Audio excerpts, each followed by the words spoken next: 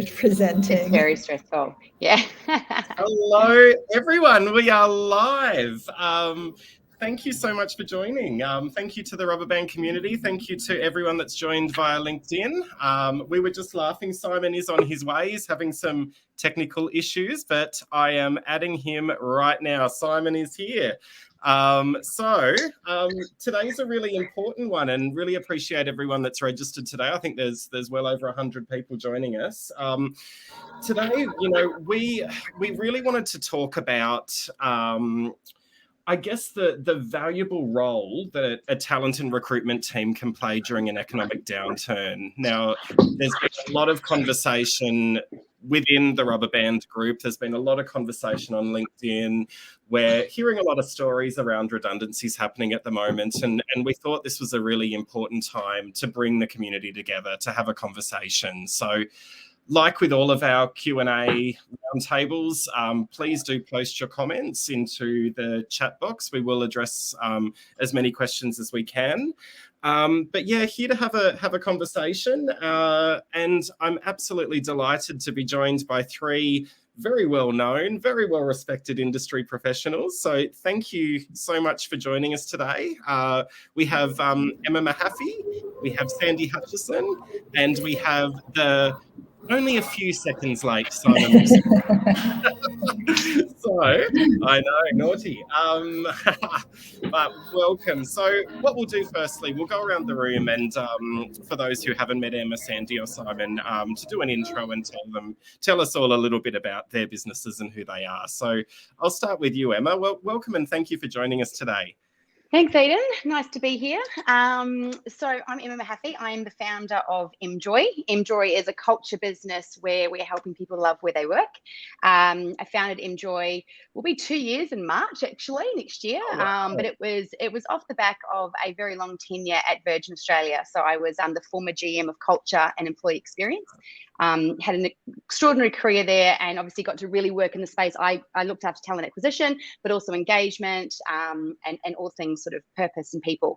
And so, yeah, at Emjoy, we have 3 key focuses in our business, which is purpose-led organisations, what it means to be truly purpose-led and how you embed that through all the employee experience touchpoints.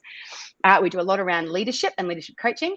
And then last of all, we're a partner of Meta. So we implement workplace from Facebook that it used to be called. Yeah, so we did that when we were at Virgin, and the relationship continued. And I think I've discovered the importance of digital communication, particularly in this new hybrid world. Like, how does culture survive if you're not together? So that's what my business focuses on. And I'm excited here to talk today about all things talent. Wonderful. And what an interesting space you're working in. Absolutely, particularly in this current climate. And look, speaking of Virgin, joining us live from the Virgin, the Virgin Lounge at Melbourne Airport is Sandy. Hi, Sandy. Hi, Edan. Yeah, apologies for there's a little bit of quite pleasant background music, but I've found a quiet corner in the lounge because I'm just juggling between getting to Sydney tonight for a flight. So yeah, I'm Sandy. I'm the founder and the CEO of Career Money Life. We're a marketplace platform business in the people and careers space. So we work with organizations to help their employees go through what we call the moments of truth in the employment relationship. So times of change and transition. So career transition is a big focus of ours, but also mental health and well-being through EAP, coaching, well-being services, parental leave, and transitioning to retirement. So all those complex transition that people go through. Prior to starting this business, several years ago, I was the HR director for Marsh McLennan, the parent company of Mercer and Marsh. Most people in HR know those businesses, and had spent a few years there. And in that role, and previous to that, I was a partner in their consulting business at Mercer. So long tenure in the people space, which I'm really passionate about and love. And thank you, Edan, for inviting me, and I look forward to being part of the discussion.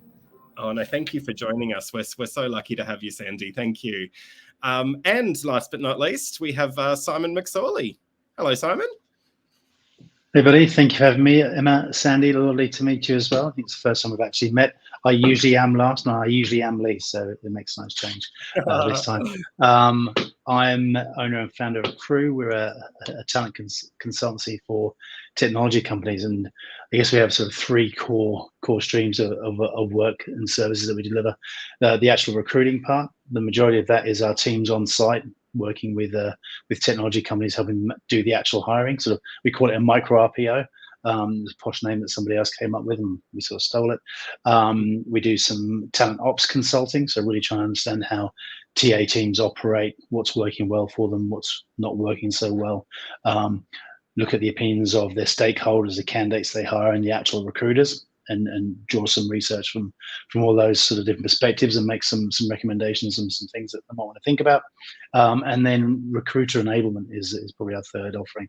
So that's talent intelligence, talent data, salary info, and also some content around brand that they might want to use for candidate engagement.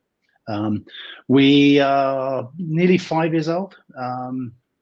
We're really fortunate. We're just about to do another hire with a client that's been with us that whole time. So some long-standing clients that we've done work with on and off, projects, usually somewhere between sort of 3 months and sort of year and a half. But I think we've had, probably like everyone, had a big year, and looking forward to wrapping up. We wrap up a final project for the year into this week, and then some internal stuff to keep us going until Christmas, and then getting away on a break. But thrilled to be here, and hopefully might say something relatively interesting, but let's find out together. And you know what, I think all four of us can relate to 2022 being a big year. It's been a complex year. There's been a lot happening, and you know, there's a lot of talk at the moment regarding 2023, and I suppose what's happening right now in the latter stages of 2022. People are actually comparing the climate to, I guess, 2020, when, you know, COVID first hit. People are comparing what's happening in the talent market at the moment to those times. So I'm curious to know from the three of you what you're actually noticing in the market at the moment, and you know what will obviously then flow on to 2023. Emma, what are you finding? It's a bit of a mixed bag, I think, in the space I'm in. Obviously, at Emjoy, we're consulting across like a very varied range of industries. You know, we do a bit of work with tech, very closely related to Meta, and obviously they excel since experienced some you know, quite large scale redundancies lately, which has been pretty sad on the whole front. And then we've also seen that sort of classic freeze starting to come in some industries. So we've talked to people, and suddenly the brakes are on. But then on the flip side, I've got some other industries that are just still absolutely flat tack recruiting, and still at sort of burning out themselves as a talent team.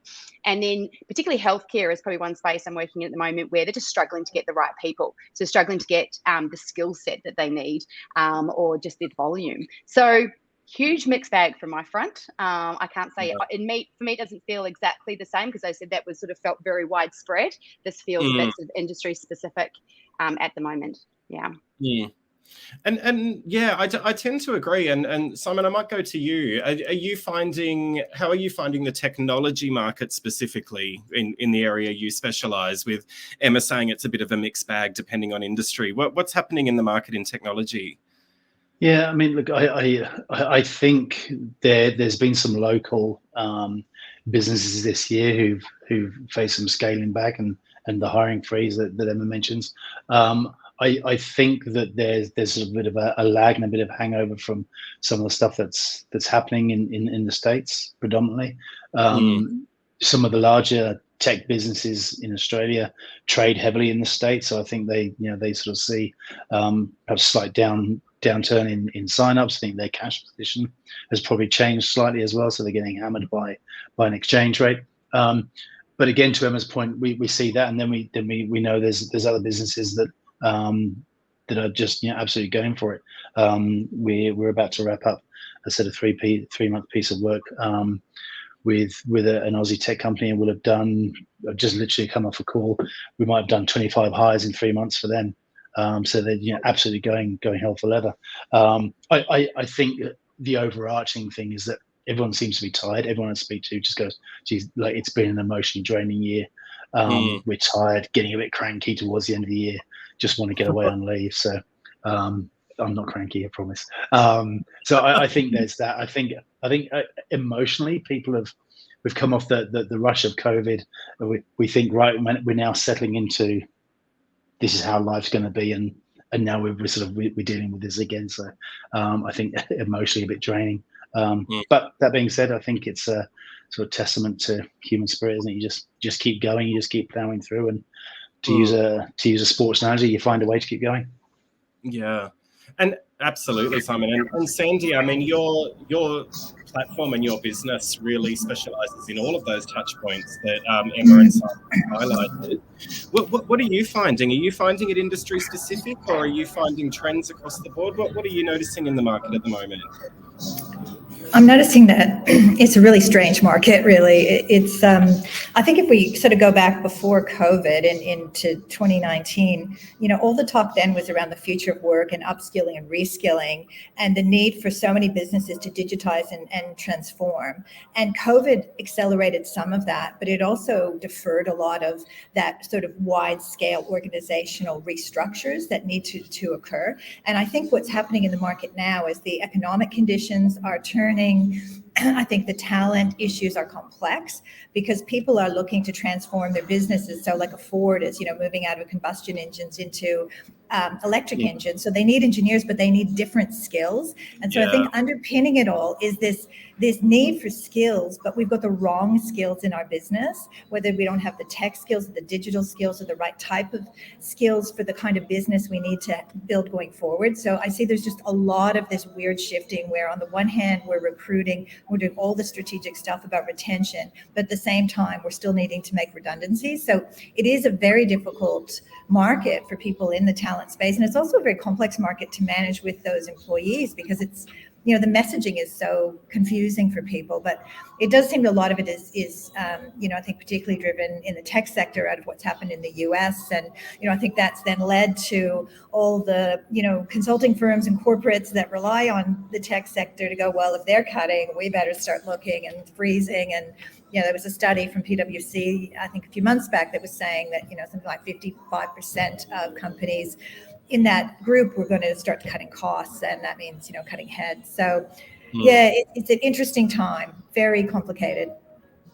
It is, and I remember in those early stages of COVID where my community in talent acquisition, where we were noticing companies were being very conservative with hiring, I suppose, and they were the first I guess the first redundancies really, where people were looking at talent acquisition professionals and saying, hey, the future is very uncertain. We don't know how long this pandemic's going to go for. We don't know what it's going to do to the economy. So let's, pause on recruitment and, we'll let our talent acquisition teams become redundant. Emma, have you noticed any of that happening at the moment in this climate? Have you noticed any talent professionals or talent teams scale back due to some of those areas that perhaps aren't booming like some of the others are? Not hugely, if I'm being honest. So far, in fact, I think what I am seeing though, and I probably am sort of crossing over to maybe another topic, but what I am seeing is probably more of a call out for how talent teams can utilize this time of year where things are out to look at things differently. Like I've had more inquiry than usual around the role of talent in sort of the culture space, which is obviously the space that I play in very much. And I guess whilst particularly in those industries where there's been a bit of a slowdown and, hey, we're not just going to be pushing and hiring, we're going to hold back in a few roles. It's like, well, what could we do? What are we doing around the space of, I guess, retention? What's the role of that person, that team? So yeah, that's probably been more what I've seen is this resetting, actually, a bit of a resetting of what is our role. And, like career development, interestingly, I was doing some work in pharmaceutical recently around employee value proposition. And, traditionally career development always sits bang up the top when it comes to a driver of, people's engagement or why they join a firm. And it dropped down the list over the last 2 years because well-being has shot up, right? I just want to survive versus. And so I think this shift to actually, we forgot about people's career development for a few years. We need to kind of remove into that. Otherwise, people are leaving. So I think that for me, it's more that I've seen a call out to say, hang on, we've been this crazy recruitment drive. We've been recruiting like mad because, COVID recovery was quite fast in some places, but actually, how do we look after the ones that we've got? So that's probably more of my experience of late. Fantastic. And I wouldn't mind just delving into that a little bit deeper. When people come to you in that scenario, I suppose, where, talent acquisition has slowed down and you're going to lift the skills of your talent team to focus more on retention or career development or engagement, is that something that you feel that talent professionals need upskilling in order to do? Or do you think that's something that naturally comes to those individuals because of the environment they're working in?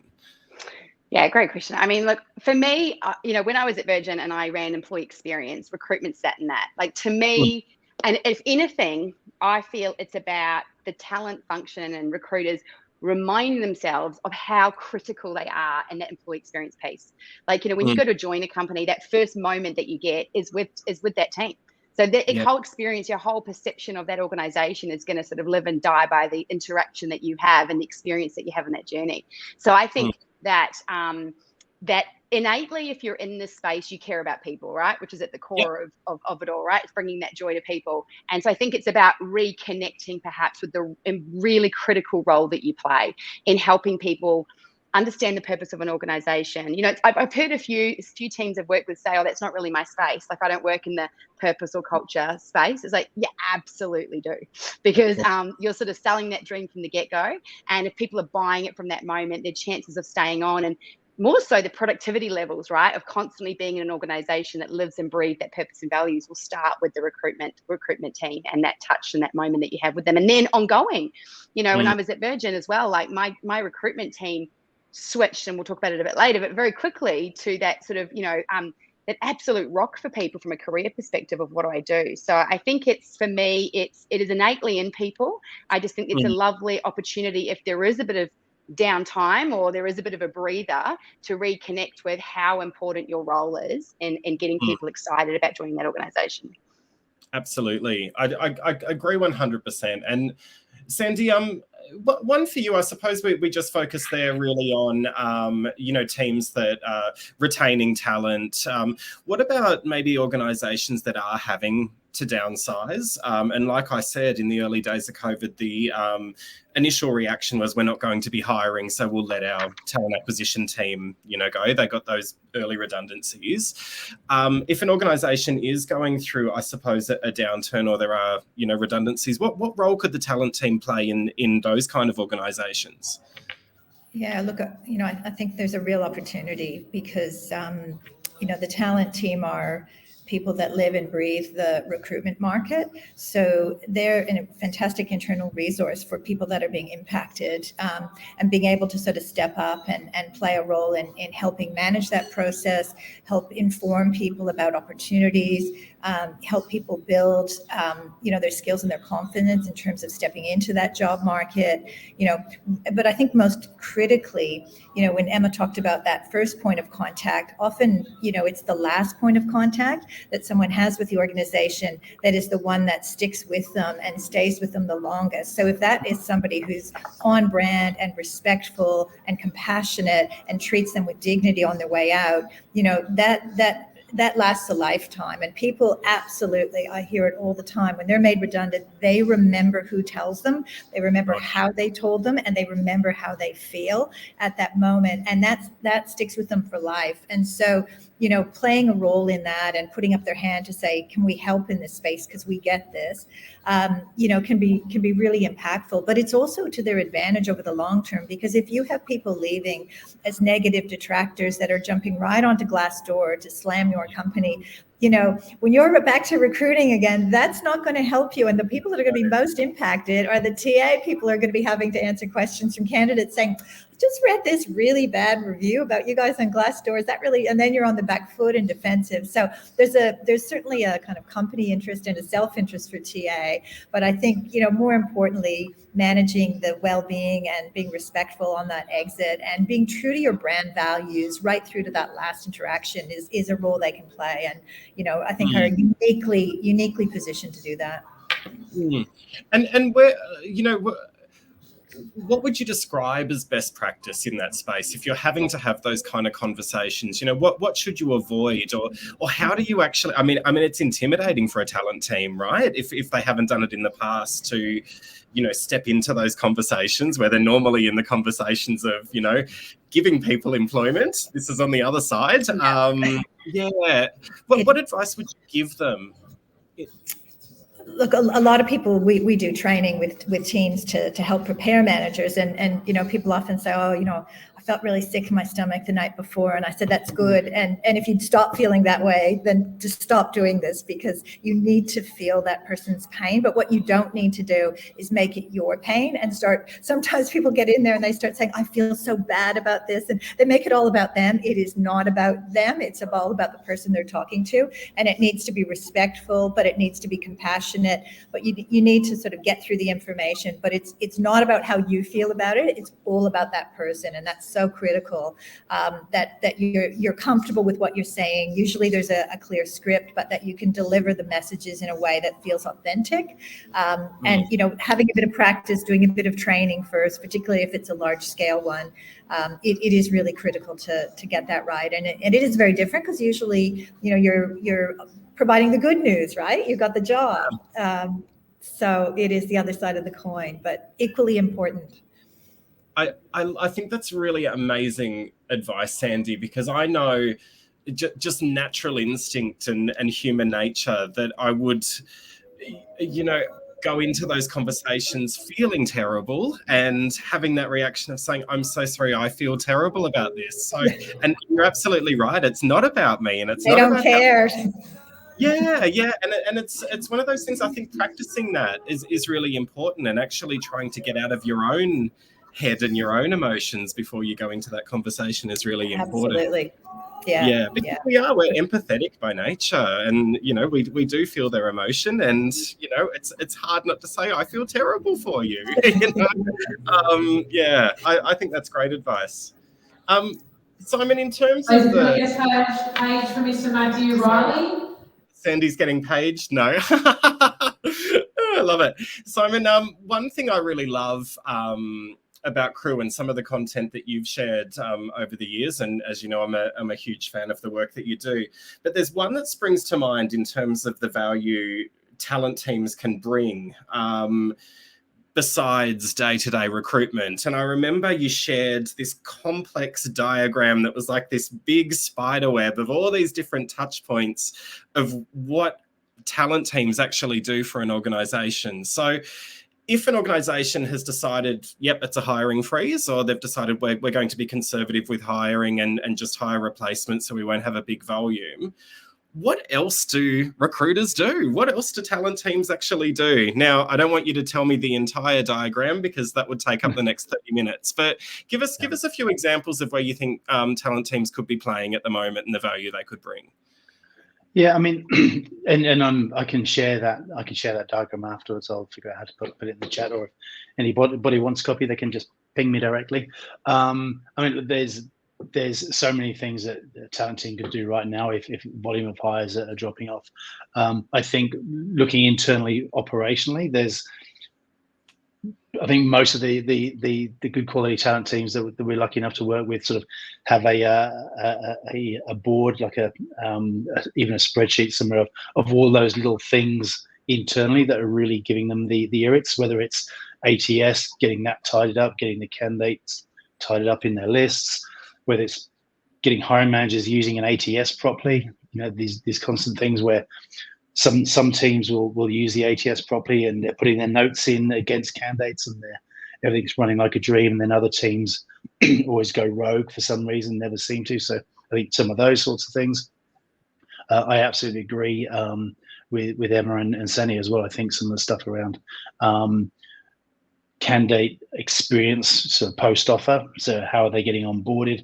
I think a lot of business outside of sending some swag, how do you continue that experience from offer to first day and beyond?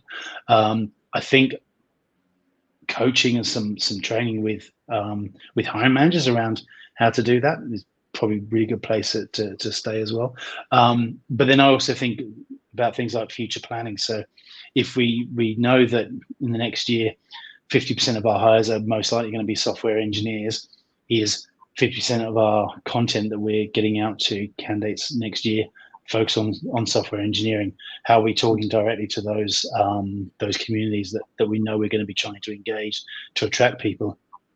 To Sandy's point, how are we planning to, if we've been making people redundant, how are we going to plan to have those conversations? Because they're going to come up, because we know, even from research that Crew's done, that candidates are doing more research now than ever. And I think to Emma's point as well, our relationship with employment has changed fundamentally pretty much forever, I think. We came out of, this time last year, we were all looking forward to going away for Christmas and not having to wear masks anymore after Christmas, and not having to do this. A lot of people, us included, and I think you as well, Eden, were reevaluating the commute and working from home, and we knew we probably wouldn't be going back to the office anytime soon, like full time. So we moved out to the country. I overlook a farm, and I go into Melbourne twice a week. So I think a lot of people did that. And so if people are going to be doing that again, particularly in the tech space, with the redundancies we've had in that space, there's going to be probably different dynamics and different things that tech recruiting teams are going to have to talk to or sell to candidates about why they should consider their workplace. I think the more senior candidates are going to be more risk averse. So how do you sell to those potentially senior hires? Because senior candidates generally have more financial commitments, potentially a single, the main breadwinner, all these sorts of things. So how do you do that? So this forward planning from an operational perspective, and then also looking at some of the strategic stuff that is going to come out down the track. There's an absolute wish list, I reckon, of things that TA teams can do. I think I'm hoping, again to Emma's point, I think it is a real mixed bag, but I'm hoping, as probably most other people are, that we're all going to go away on our Christmas break, go like this as an industry, and then when we get back from the break, go, you know what? Things aren't too bad. We might have had another interest rate rise, but particularly in Victoria, we've got some stability with, we're not having this big government change. The US midterms, probably the best sort of outcome you could hope for in terms of stability as well, economically. So maybe there's going to be a slight gradual sort of pick up or return to normal, and teams can start planning for that. Yeah, and look, you would hope that, absolutely. I think I really do hope that we do all have that break. It has been a really challenging year, and we've just come out of, the trauma of a pandemic as well. So it has been really hard. But I do know right now a lot of talent professionals that are feeling really nervous. So, Emma, I'm curious, in terms of those individuals, what advice would you give them to perhaps have those conversations with their execs or with their one-up managers, or how, if you are feeling nervous and you don't want to go into the end of year Christmas break feeling that way and feeling uncertain, how would you approach that as a talent professional at the moment? Is there any advice you could give those people? Oh, throwing one at me, are you? No. That's fine. I should know how to answer these things. Look, I think I think what it really boils down to is, uncertainty for anybody is an uncomfortable place to be, right? And I think I always talk about, for anyone who's big on Brené Brown's work, I'm huge on it, these stories that we tell ourselves, right? And I think that there's to the point, there's things happening in the industry which can be quite frightening, like mass redundancies, and then there can be some freezes, but then there can be absolute huge, recruitment still going on. It's a confusing time. And I think everyone individually can tell themselves whatever story they go on about where is this going and what's going to happen. And then you sort of go into your Christmas break sort of perhaps creating some angst in you that doesn't need to be there. I mean, it certainly comes back to, I think, a level of remembering what's in your control. The pandemic taught us that there is stuff that is just simply out of our control, and the amount of health and wellbeing issues that came out of people just really getting themselves worked up about things that they couldn't manage, like the pandemic and what was going to happen, and where the economy's going. There's only so much an individual can do. So I think it's about redefining what's in my circle of control, and I can control my thoughts, and I can control that space of how I'm thinking and how I'm showing up. So I think first and foremost, it's about putting yourself first. So to Simon's point, in fact, I had a few talent teams come to me lately wanting to do some sort of resetting and goal planning, and I was like, just leave it till January. Like, my advice was don't, and because you can't do that when you've just got so much going on. So I think it's about health first, taking some time out, realizing that maybe I worked in aviation for 15 years. It was always volatile. Like, it was never, refusals were constant. I just got used to it. So I think it's almost about going, do you know what? Look at how well I've done and where we've come from through the last pandemic. I can deal with, adversity, and taking a moment to pause, and then just having some really honest conversations. I think leaders, what I'm loving and I'm seeing in the space of leadership is a bit of a shift back to the vulnerability of being able to admit when we're not coping, and for people rallying together to say it's actually okay. And it sort of takes the heat out of it, I think, when you have an honest conversation. So I think going to that person in the business who you trust, maybe it's your leader, maybe it's someone in HR, maybe it's just a colleague, and just sharing your concerns at the moment, and know that, I think that with a bit of rest and a bit of downtime, I think people are very resilient, and people have learned a lot of skills over this last 2 years that I think will help us get through next year as well. Agreed. Absolutely. That's wonderful advice. Sandy, what do you think? Well, how should talent teams, and I completely agree with Emma, it is so important to open that dialogue and to have those conversations. But how do you think people should approach it if they are feeling a bit uncertain and nervous at the moment? Look, I think it's completely reasonable to be feeling that way, and it's probably smart to have that awareness that the things are complex and there's change afoot. One thing that we provide to all the people that come through for career transition is not just the immediate get them the next job. It's giving them a framework for career self-management on an ongoing basis, and being able to think about yourself as a product that you're selling in the market. And I think probably people in talent acquisition would be the shoemaker's children, in the sense of not necessarily doing some of the things that they might advise other people. So what's their presence on LinkedIn? What's their LinkedIn profile like? Have they joined live hire talent communities? Are they keeping across industry best practice? Are they keeping their skills up to date so they're actually an attractive candidate in the market?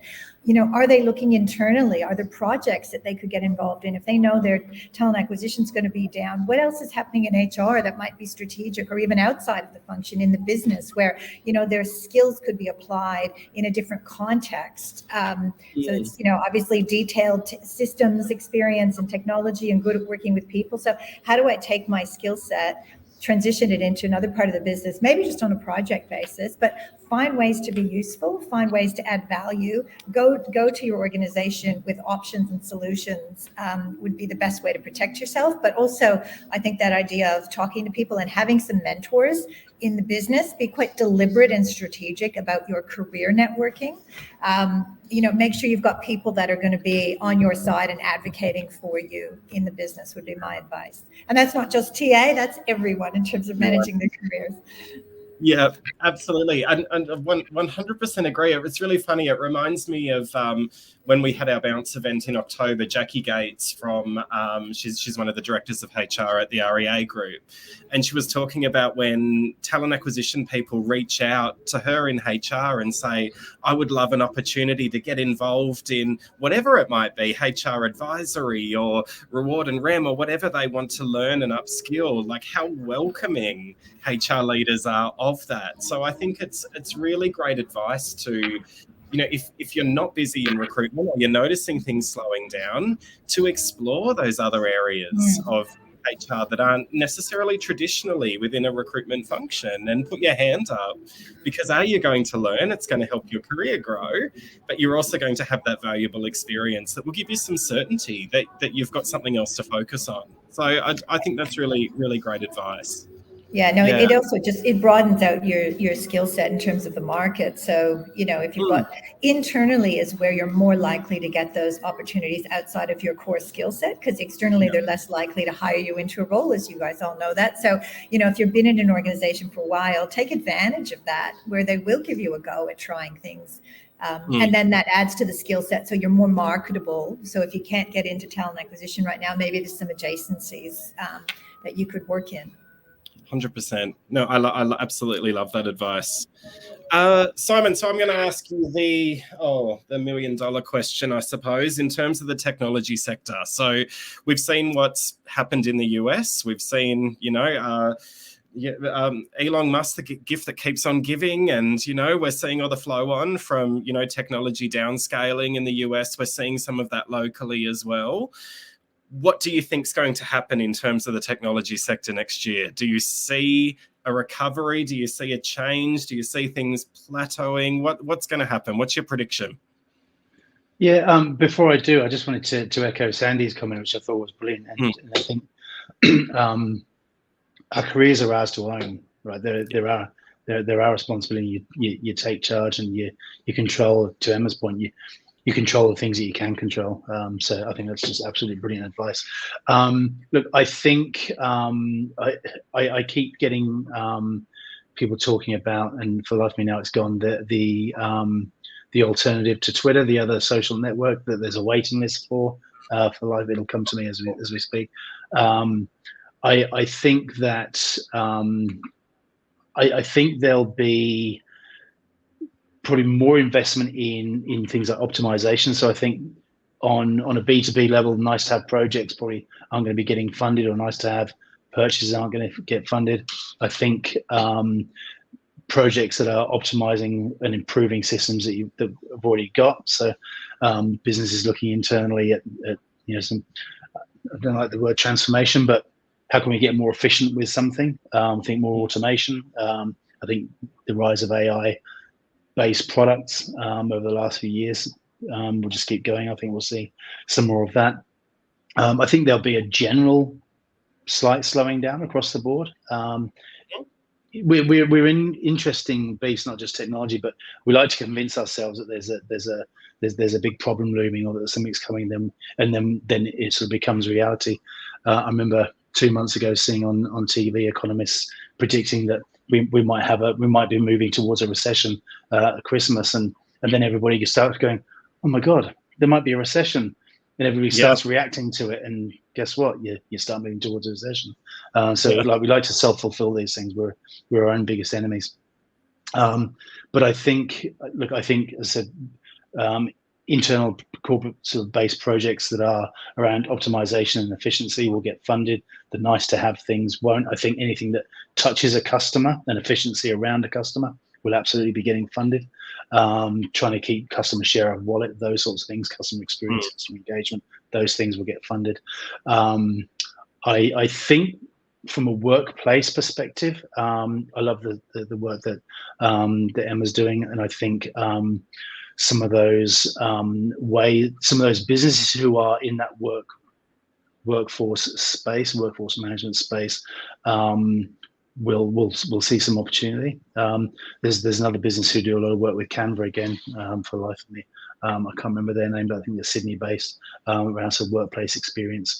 I think those sorts of businesses, how do you get the most out of remote workers? I think one space that has been underserved is helping managers manage remote teams really well. So how do you onboard people remotely?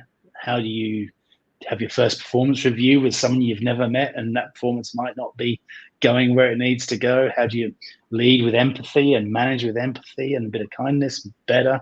I don't think there's enough education or training or stuff out there in that space. Go on LinkedIn, there's a whole bunch of people with an opinion on how to do it, but I don't see a whole bunch of sort of formal sort of training on how to do that well. So I think there's opportunity in that space as the workforce starts to change. I think defense spending from a tech perspective will increase. I think we live in sort of uncertain times. We've got a whole bunch of stuff going on, so I think there'll be some big spends there for the vendors in defence tech space, and I think public sector will also see some spend in the tech space as well. Yeah. So a bit mixed.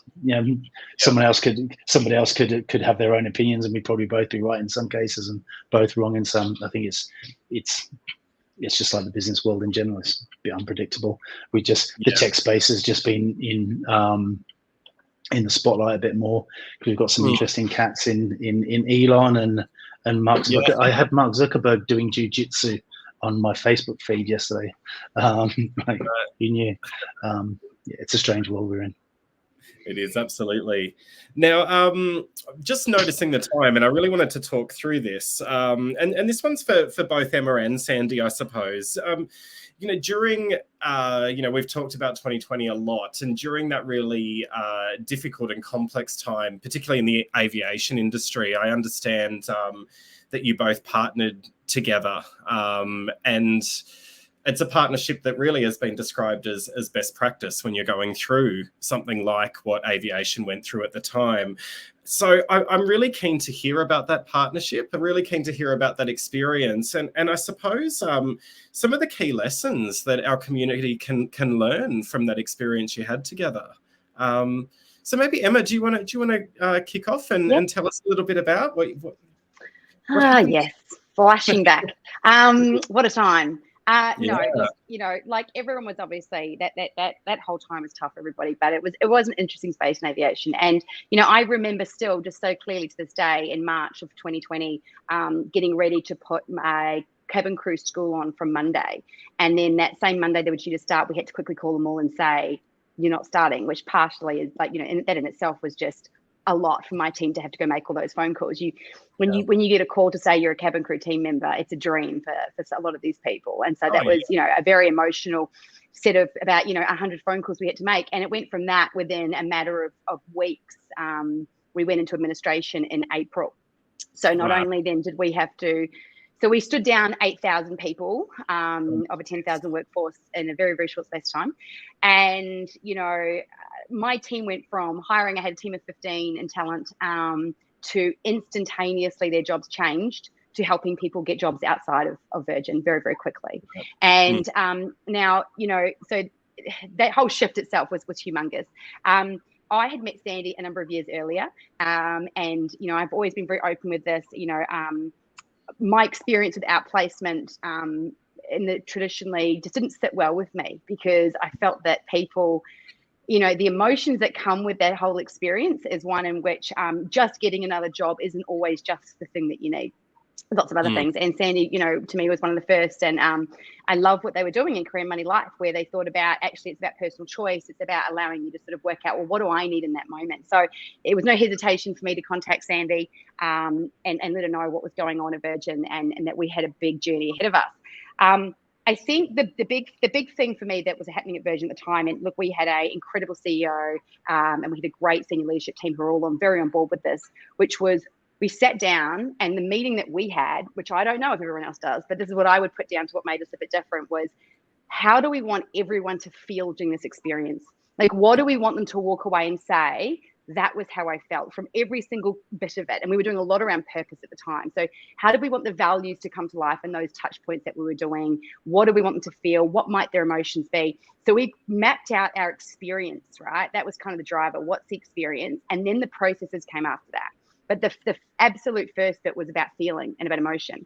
And so then we needed to partner with the company that understood experience. And that's what Sandy's company did. So there was that lovely, I guess, opportunity there where we could say, right, this is all going to be about people first. And to your point, like, even though I'm not there anymore at Virgin, I still actually get the alumni group that we started up there, and I still see, conversations and stuff. I can't help. I'm not sure I'm meant to be on there actually, but I still see things on there, and it makes me smile because it was such a difficult time, and yet I can't tell you, there was this feeling of togetherness and care that went on in this process. I think that's what really stood out to people is it was truly from the heart. It was truly, and you know what, my team would come to me and go, hey, I'm thinking of doing this. And there was no rule. Like, it wasn't a rule book. Who had a rule book for the pandemic? It was like, is this going to help somebody? Let's do it. And the phone calls were coming in from other companies. And, I remember having, it's funny, I actually just had a drink randomly with a lady who worked for me at Virgin years ago. And she said to me, thank you, for helping me get that job that she got at another company once all our work dried up. And just the way she gave me a big hug afterwards, you're like, God, the That's effect that it had lovely. on people, really putting people first. So for me, the lesson was, like everything, and why I do what I do is because at the end of the day, we're humans, and you can have the best processes and the best systems in place, and you can do all this, but it means nothing if you don't stop and think about how does human beings react in these moments, and what are they feeling, and how can we just be really, really human about it. I think that's what we did well, I'd say, Sandy, our partnership. So I'll let you share your view, but that was certainly mine. Yeah, look, I would absolutely agree with what you said in terms of that people first, and that was, incredibly important from my perspective, because that aligns so closely with my values and my reason for creating the business in the first place. But it was such a privilege and an honor to work with the Virgin people. We had pilots who never ever expected to be out of a job. That's just not an occupation, and were so lost and had no idea what to do and had no idea how long. And it wasn't, people related to Ansett, but Ansett, you could go get a job anywhere else in the world. This was, you couldn't leave the country. You couldn't get a job anywhere as a pilot on this planet. And so what do these people do? And, we found opportunities for pilots to reskill. Lots of them took a drone course and became drone pilots. So they did that in between. So we had all sorts of amazing different ways of helping people and working with them. And it was such a privilege during that time. But I think, from a TA point of view, one of the things that Emma was talking about was all these companies, because Virgin has such an amazing people brand, all these companies were contacting Virgin saying, we want to hire your people. And so there wasn't really a way. And so we kind of built a platform that we now use called Career Connect that helps. So we were running webinars with Crown, because Crown was at the time hiring for their Sydney facility. And so we ended up about 300 people from Virgin. We ran webinars, and then we connected with the TA team at Crown. And when we got them jobs in there, and with, other organizations. So I would say, if you're in a TA team and you're doing redundancies, who's in your network? Who are your suppliers? Who is in your community that might actually want to hire your people? And can you, help get some jobs? Maybe you can loan them out on a secondment. Use your skills to kind of help in that space, because that was something that was really impactful for a lot of people. And then, it was reversing it all back about 8-9 months later. So we kept this alumni network. We kept in touch with people. And so when Virgin was kind of ready to rehire, we were able to go out and say, hey, come on back now, and support in that process as well. But I think with the TA team that Emma had in place, they were just, incredibly dedicated, and just had to turn on a dime from, hiring to firing, and managing that process so well, and with such alignment to values. And I think that is what, post COVID and getting back up, you don't see the stuff about Virgin in the papers the way you do about that other airline, and the people stuff, because I think they live the values. So it was a real pleasure.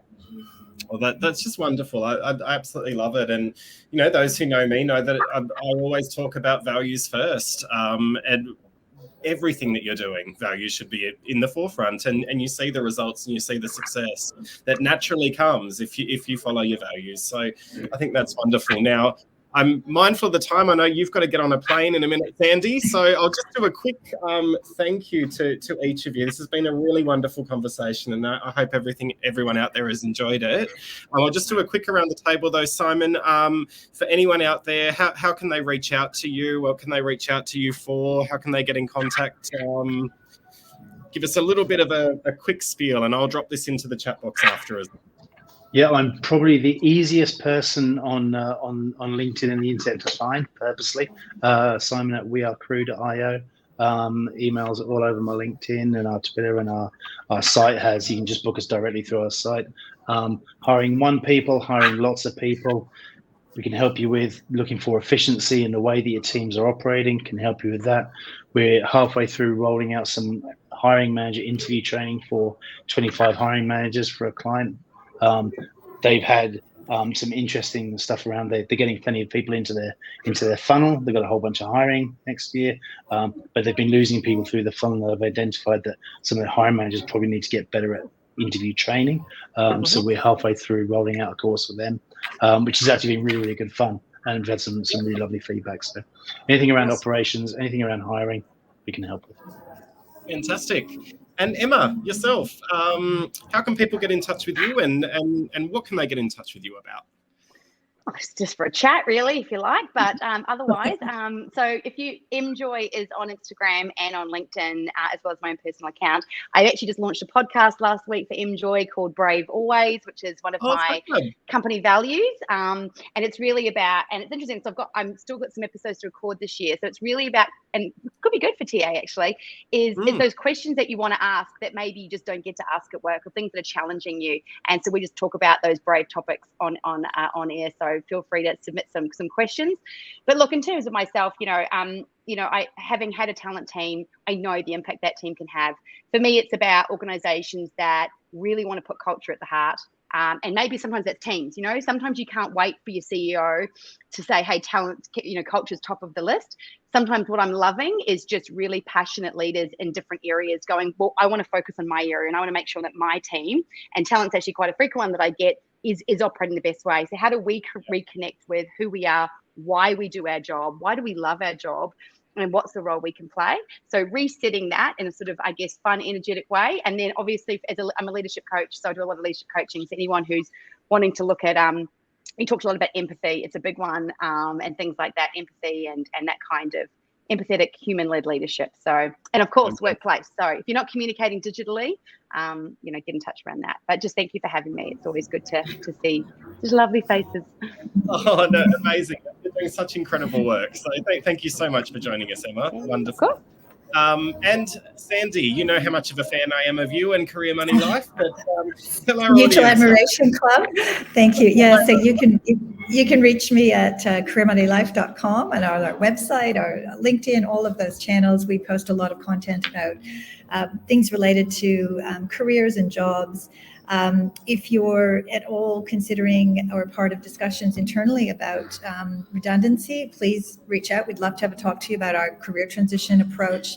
As Emma said, it is really different, and it's very heart-led, and it gives people a lot of choice, and it's also very cost-effective and transparent. Also around coaching or well-being programs, EAP, transition to retirement, or parental leave programs, anything in those spaces. We would absolutely love to hear from you. Happy to have a chat anytime. And thanks so much for inviting me today, and apologies for the background noise. And I have been amazing that none of the announcements have come on when I've been speaking. There's been many announcements, but that's all when everyone else is speaking. So I'm going to stop talking now because I don't want my luck to run out. So thank you. Thank you so much. I must be psychic. I must have timed it perfectly. Or maybe luck was on the side. But look, thank you once again for joining us today, panel. And thank you everyone out there in LinkedIn universe for watching. Look forward to seeing you soon, and have a wonderful evening. Thank you so much. Thanks, Edan. Thank you. See you.